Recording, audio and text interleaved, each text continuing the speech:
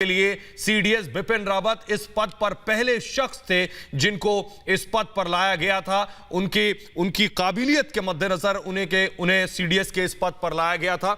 लेकिन ये दुखद खबर जो सीधे कन्नूर से मिल रही है वो ये वेलिंगटन हॉस्पिटल से कि सीडीएस बिपिन रावत अब नहीं रहे हैं। उनकी पत्नी भी इस हादसे में, उनका भी निधन हो गया। यानी 14 लोग जो इस हादसे में थे वो अब नहीं रहे हैं। इंडियन एयरफोर्स की तरफ से इसकी पुष्टि की गई है और इंडियन एयरफोर्स की तरफ से कहा गया है कि बहुत दुख के साथ ये बता रहे हैं कि सीडीएस जनरल बिपिन रावत और उनकी पत्नी मधुलिका रावत और इसी के साथ साथ 11 अन्य लोग इस एयर क्रैश का शिकार हुए हैं, इस हेलीकॉप्टर क्रैश का शिकार हुए हैं। बहुत दुख के साथ हम ये सूचना दे रहे हैं।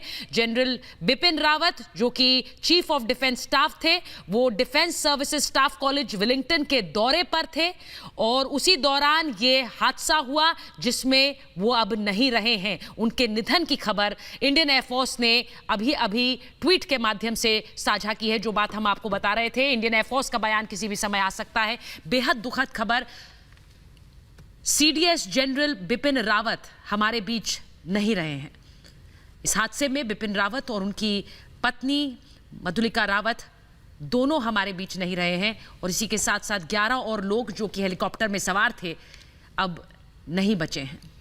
तस्वीर हम आपको दिखा रहे हैं। सीडीएस जनरल बिपिन रावत और उनकी पत्नी दोनों ही लोग इस MI-17 विमान में, हेलीकॉप्टर में सवार थे। आपको बताएं कि लगभग सुबह लगभग 8 से 9 बजे के दरमियान विमान यहां से सुबह 9 बजे दिल्ली से विशेष विमान रवाना हुआ था। इसमें बिपिन रावत अपनी पत्नी के साथ सवार हुए थे।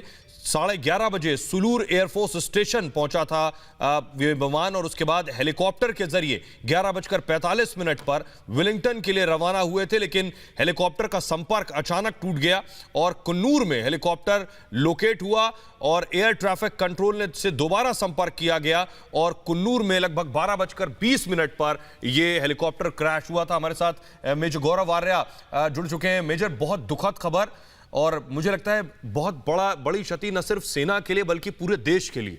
जी बिल्कुल, आप ठीक कह रहे हैं सोहेल। बहुत ही दुख का, बहुत ही गम का दिन है।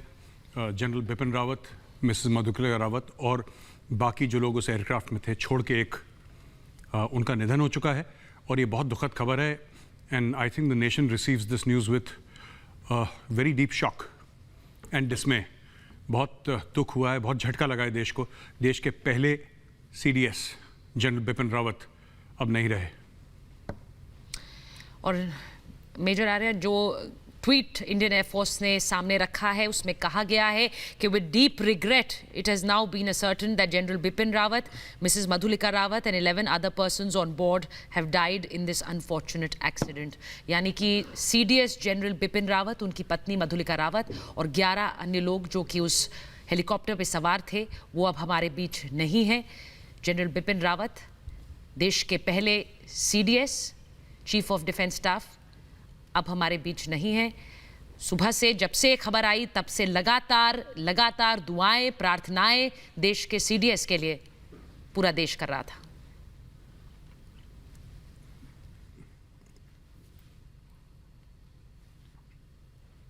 गलत लिखा है।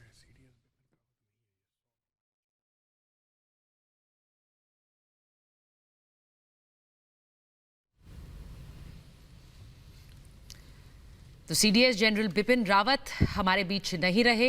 इंडियन एयरफोर्स ने एक स्टेटमेंट के जरिए ये जानकारी सामने रखी है।